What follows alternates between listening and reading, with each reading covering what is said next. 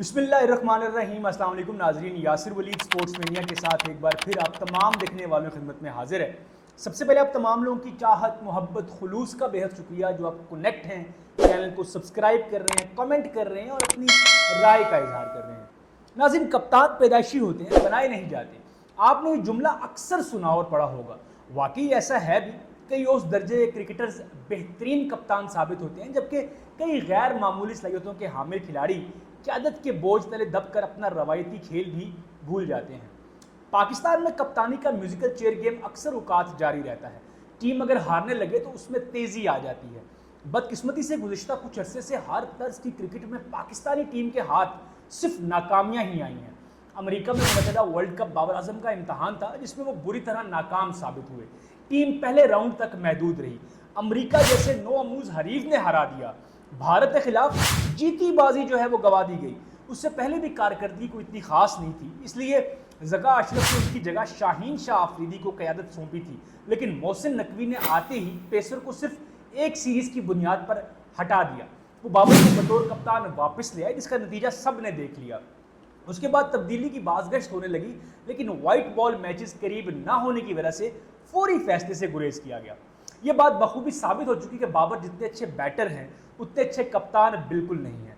Batting में ज़बरदस्त कारकर्दगी की वजह से उन्हें क़यादत मिली, लेकिन वो तमाम तर कोशिशों के बावजूद खुद को बेहतरीन कप्तान साबित नहीं कर सके और किसी आईसीसी इवेंट्स में जिम्मेदारी संभालने के बावजूद उन्होंने टीम के शोकेस में एक ट्रॉफी का इजाफा भी ना कराया। सितम ज़रीफ़ी ये कि अब फिर पीसीबी उनसे उम्मीद लगाए बैठा है और शायद चैंपियंस ट्रॉफी तक क़यादत सौंप भी दी जाए। इसी तरह अगर हम टेस्ट क्रिकेट की बात करें तो शान मसूद को गुज़िश्ता साल कप्तान बनाया गया। ऑस्ट्रेलिया में टीम तीनों टेस्ट हार गई, जो कि मुतवक्को था, लेकिन बांग्लादेश के खिलाफ वाइट वॉश की किसी को 1% भी उम्मीद न थी। इब्तदाई 5 टेस्ट हारकर वो पाकिस्तानी तारीख के नाकाम तरीन कप्तान बन चुके। आगे मजीद सख्त इम्तहान मुंतज़िर हैं, जिससे रिकॉर्ड और भी बिगड़ सकता है। अगर हम शान की क़यादत को भूल जाएं, तब भी बतौर बैटर तो टीम में जगह पर सवाल उठने लगे हैं। कप्तान को लीडिंग फ्रॉम द फ्रंट की वाज़ेह मिसाल होना चाहिए। वो इतना अच्छा परफॉर्म करे कि लोग ये कहें कि कप्तान अकेला क्या करे जब दीगर प्लेयर्स कुछ नहीं कर रहे, जैसा कि माजी में बाबर आजम के साथ भी होता रहा है, जिसकी वजह से भी कप्तानी भी बच जाती थी। जब बैटिंग मुतासिर हुई तो कायदाना सलाहियतों की भी कमी नुमायां होने लगी। शान मसूद एक पढ़े लिखे और सुलझे हुए इंसान है, क्रिकेट की समझ बूझ भी रखते हैं, लेकिन बदकिस्मती से पाकिस्तान टीम में ग्रुपिंग बहुत है, जिसकी वजह से उन्हें प्लेयर्स से काम लेने में दुश्वारी आ रही है। वो खुद परफॉर्म नहीं कर पा रहे तो बाबर आजम या किसी और खिलाड़ी को किस मुंह से कहेंगे कि रन क्यों नहीं बना रहे। शायद वो कप्तान ना होते तो टीम में जगह भी बरकरार ना रह पाती। क्रिकेट स्किल्स का खेल है, अगर आपको अंग्रेजी नहीं आती तो ज़्यादा फर्क नहीं पड़ता। बाबर आजम इसकी जिंदा मिसाल है। अलबत्ता अगर कोचेस गोरे हों तो वो अंग्रेजी में महारत रखने वाले से खुश रहते हैं, क्योंकि उन्हें बातचीत में आसानी होती है। शान को शायद इसी वजह से जैसन क्लेप्सी की मुकम्मल सपोर्ट हासिल है। यहाँ सवाल ये सामने आता है कि कप्तान के तकर्रुर का इख्तियार तो चेयरमैन पीसीबी का है। कोचेस कहाँ से इतने ताकतवर हो गए कि अपने फैसले मनवाने लगे। इंग्लैंड के खिलाफ सीरीज मुश्किल तरीन साबित होने वाली है। बांग्लादेश के खिलाफ हम दोनों टेस्ट हार गए। इंग्लैंड ने 2 साल पहले हमें इस वक्त तीनों होम टेस्ट में शिकस्त दी थी, जब टीम बज़ाहिर मजबूत लगती थी। अब क्या हो सकता है, इसका तसव्वुर ही खौफनाक होगा। लेकिन लोग कहते हैं कि तीनों तर्ज का एक ही कप्तान होना चाहिए, लेकिन हमें ऐसे खिलाड़ी कम नजर आते हैं जो रेड और वाइट बॉल में यकसा अच्छा परफॉर्म करें। अलबत्ता मोहम्मद रिजवान की कारकर्दगी उन्हें बेहतरीन उम्मीदवार साबित करती है। पीएसएल में मुल्तान सुल्तान को वो टाइटल भी जितवा चुके हैं और मगर जहां पाकिस्तानी टीम की क़यादत की बात आती है तो उन पर कोई गौर नहीं करता है। रिजवान में ऐसी क्या खामी है, उस सवाल का जवाब किसी के पास नहीं है। बड़े लोग कानों एक अच्छे होते हैं। किसी ने रिजवान के बारे में भी पीसीबी में ऐसी बातें फैला रखी हैं कि वो मखसूस खिलाड़ियों को प्रमोट और टीम में ग्रुपिंग करते हैं।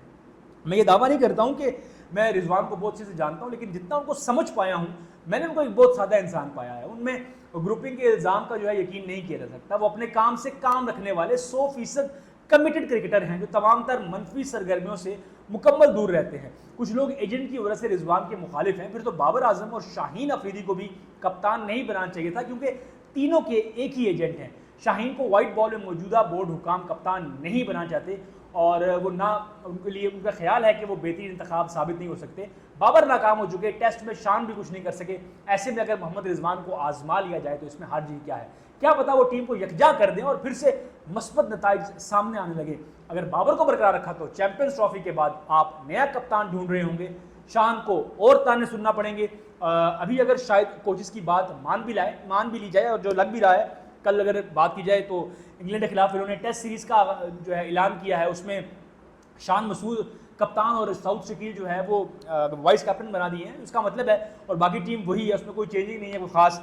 हसीबुल्ला को जो है वो ट्राई नहीं कर रहे हैं, सरफराज को साथ रखा हुआ है पानी पिलाने के लिए। समझ नहीं आती है कि सरफराज अहमद टीम में क्या कर रहे हैं। सरफराज अहमद की टीम में ज़रूरत ही नहीं है, लेकिन फिर भी सरफराज अहमद टीम का हिस्सा है, जो कि मैं समझता हूँ कि नहीं होना चाहिए। उनकी जगह पे यंग जो हसीबुल्ला है उनको होना चाहिए टीम का हिस्सा, क्योंकि उनको अगर आपने पानी ही पिलवाना है उनसे, तो कम से कम वो टीम के साथ ट्रैवल करेंगे, कुछ उनको नया सीखने को मिलेगा। लेकिन मैं एक बात बताऊँ आपको कि इन चैंपियंस ट्रॉफी या इंग्लैंड के खिलाफ टेस्ट सीरीज़ के बाद आप आज नहीं तो कल इन तीनों तर्ज के लिए एक नया कप्तान ढूंढ रहे होंगे, और आपको तीनों तर्ज का एक ही कप्तान बनाना होगा, और शायद वो मोहम्मद रिजवान ही होंगे।